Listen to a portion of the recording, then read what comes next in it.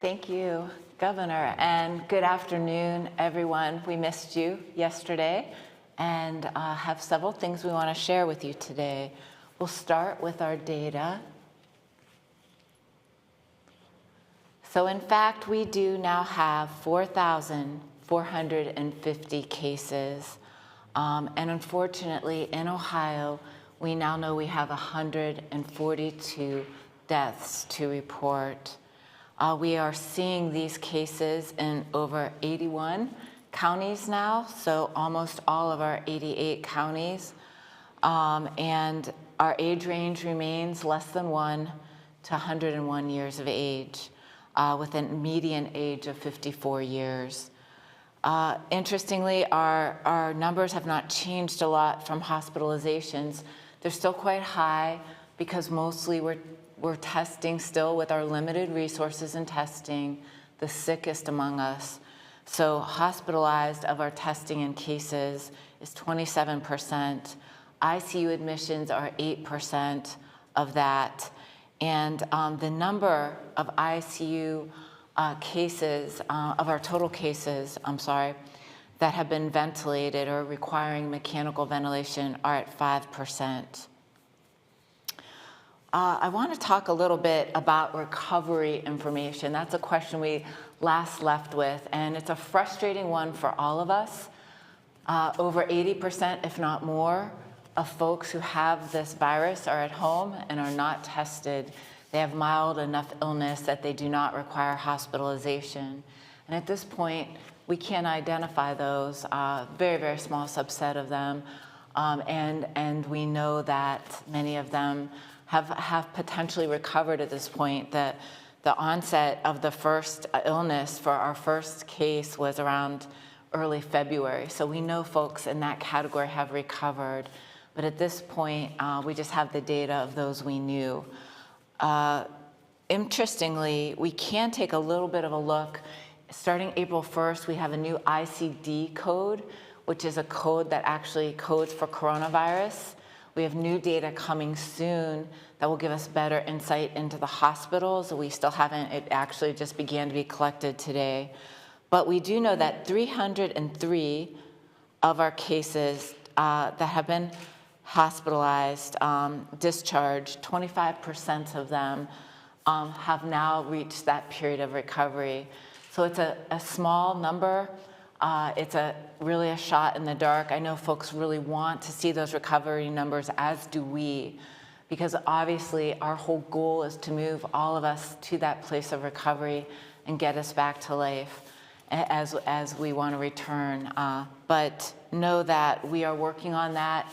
Once we have serologic testing, we'll get better and better able to do that once we have widespread testing.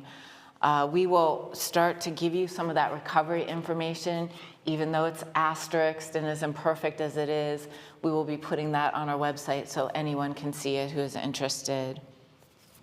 I'd like to move to the next slide.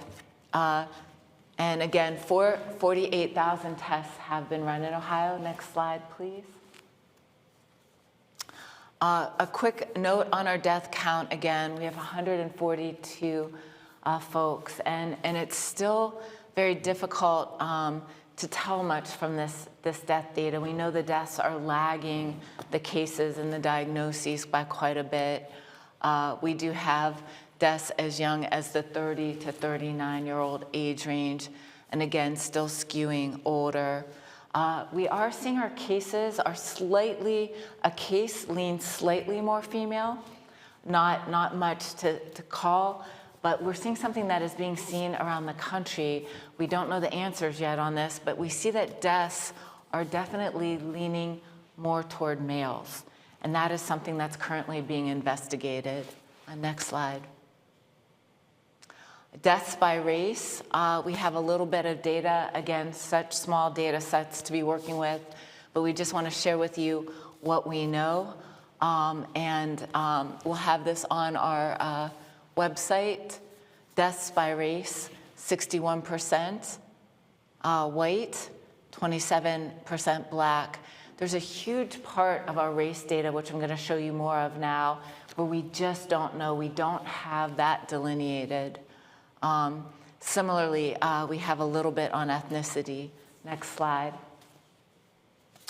Let me tell you a few things about race and ethnicity as we know them today. 25% of the cases that are being recorded in our database do not have race noted. A full 39% do not have ethnicity.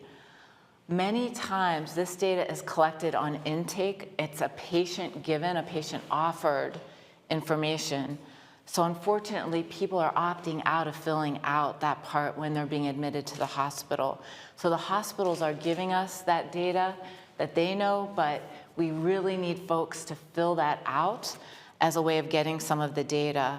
What we do know by race, again, our cases are 51% white, 18% Black, 2% Asian and Pacific Islander, multiracial 1%, but a full 25% we just don't have the data on, and that's an issue for us. It's an issue we faced all along in reporting of diseases. Ethnicity, similarly, non-Hispanic, non-Latino is 58%, Hispanic Latino is 2%, a full 39% of our cases we just don't know. So we are working very closely to capture this. We're trying to help our hospitals, encourage folks to fill out that data. I know some people are uncomfortable filling that out. It's a choice that's made, but it's very, very important. You're hearing a lot of reports nationwide and a lot of questions about this. Even before coronavirus, we know that there are huge disparities in health outcomes in this country.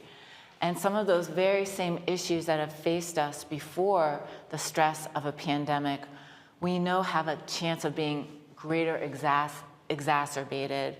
This is something that our local health departments on the front lines take very seriously. They're passionate about the social determinants of health and ensuring equity. They're very passionate about health and all policies. So they are working closely with their civic leaders. They're working closely with hospitals, with nonprofits to ensure that no one is left behind in this illness. And this is a daunting challenge for us. Right now, it's very hard for us to say much because we're only testing, again, the sickest and highest risk individuals.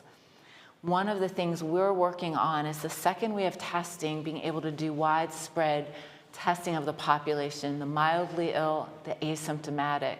And it's crucial that we do that in a way that gives us a very good picture across all populations. So not only by race and ethnicity, but we have to take special attention for those who are disabled, for the elderly, for folks that are dealing with life-threatening illnesses.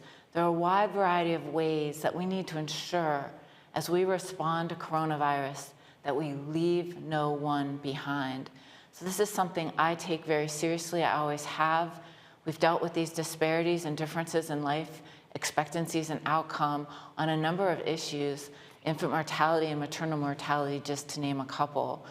So we really want to take this seriously as we try to give out resources in a pandemic. And I will continue to share with you what we know as we know it. These are important numbers for us to follow. I also want to say that another group that we have to think about are the folks in congregate settings. As the governor shared, we had a tremendous discussion in response to outbreaks in our prisons and in a federal prison this weekend. Those on the front line have been doing an outstanding job. We convened a call, and it was really one of our first tests of our zone approach. We have hospitals responding on the front line, Salem Regional, East Liverpool, Trumbull, Mercy, and those folks have performed admirably. I had the privilege of listening to the docs on the front line, to hear from the warden, and we know that we are sending out our Ohio Guard to help in our response. But one of the new ways we helped, we learned from and did an excellent job is we brought in our regionals. So we brought in SUMA, Mercy, Cleveland Clinic, Trinity, and all of those are working collectively to make sure that we balance patients so that no one hospital is overwhelmed when there is an outbreak in any setting in Ohio. And so that is fantastic. That's exactly what we want to see to make sure that we're balancing the stress on our healthcare system. So I'm very, very proud and optimistic about how we are responding. And once again, here at the state, our job is to help come alongside partners as they face these outbreaks and bring really the full strength of the governor's office and the state to bear to help alongside of you. So very, very proud to those in the prison, to all of those affected by this. You know, our heart goes out to you. We are thinking about you, and we will do everything to give you the very best care that we have. Thank you.